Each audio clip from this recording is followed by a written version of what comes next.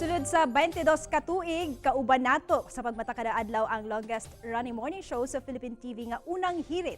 Busa dunay papremyo ang nagahulat alang sa mga lucky viewers. Ani ang report ni Chin Sabute.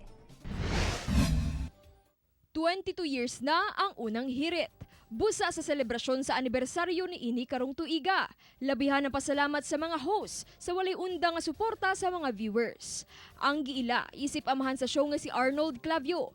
Gisaysay nga commitment kuno, maoy hinungdan nga nagpabiling ligon ang show.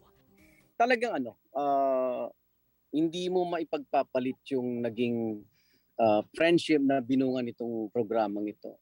Sumala sab ni Susan Enriquez, parte na kuno sa iyang kinabuhi ang pagmataog sayo para sa Unang Hirit.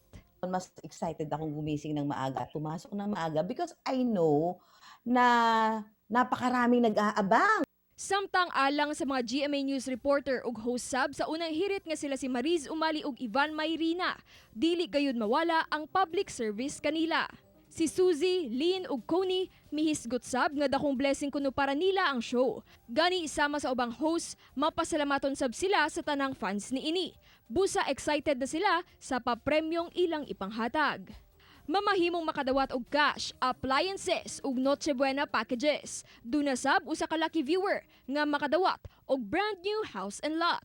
Tubagalang ang pangutana nga nganong ikaw o ang imong nominado ang angay makadawat og house and lot. Pwedeng magpadala og entries sugod karon hangtod December 31. I-anunsyo ang winner ni ini live sa Unang Hirit sa January 17, 2022. Ako si Chin Sabute para sa Mindanao.